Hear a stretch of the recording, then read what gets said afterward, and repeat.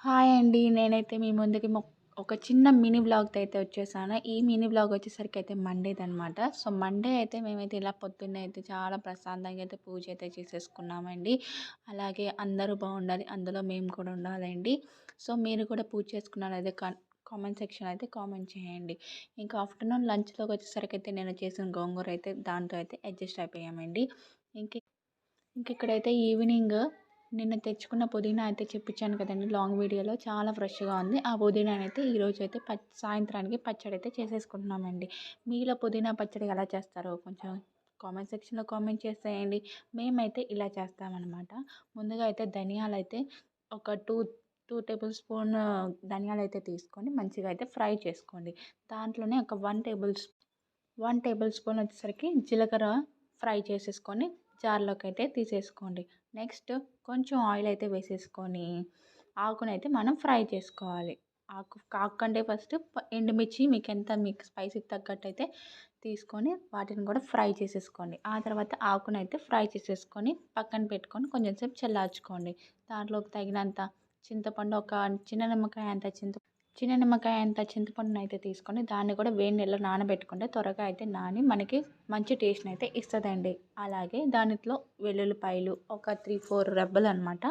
అలాగే టేస్ట్‌కి తగ్గట్టు సాల్ట్ అనమాట. ఇవన్నీ వేసుకొని మిక్సీకి ఏసేసుకుంటే చాలా అంటే చాలా టేస్టీగా ఉండిద్దండి. మీరైతే ఎలా చేసుకుంటారు? మేమైతే ఇలా చేసుకుంటామండి. ఒకసారి మేము చేసినట్టయితే ట్రై చేసి చూడండి. ఖచ్చితంగా చాలా అంటే చాలా టేస్టీగా ఉండిద్దండి. మీరొకసారి ట్రై చేసి చూడండి. కంపల్సరీగా చాలా అంటే చాలా బాగుండిద్ది. అలాగే మా వీడియోస్ ఎవరైతే ఫస్ట్ టైం చూస్తున్నారో ఖచ్చితంగా లైక్ చేయండి, షేర్ చేయండి అండ్ సబ్స్క్రైబ్ చేయండి.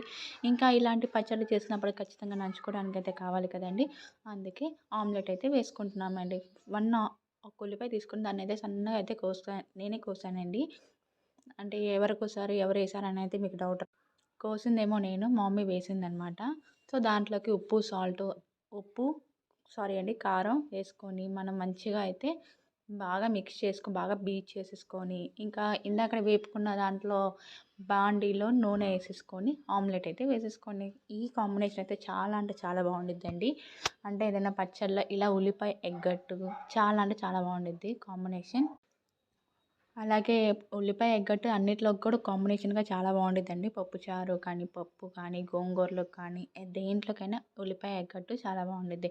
మీకు ఎంతమందికి ఇష్టం ఇలా పచ్చడిలో ఉల్లిపాయ ఎగ్గట్టు వేసుకొని? నాకైతే చాలా అంటే చాలా ఇష్టమండి. ఉల్లిపాయలు, ఎగ్ ఏసుకొని తింటే ఆమ్లెట్. మీకు ఎలా ఉందో? ఈ కాంబినేషన్ నచ్చిందో, నచ్చలేదో టేస్ట్ చేసి చెప్పండి కామెంట్ సెక్షన్‌లో. Bye friends.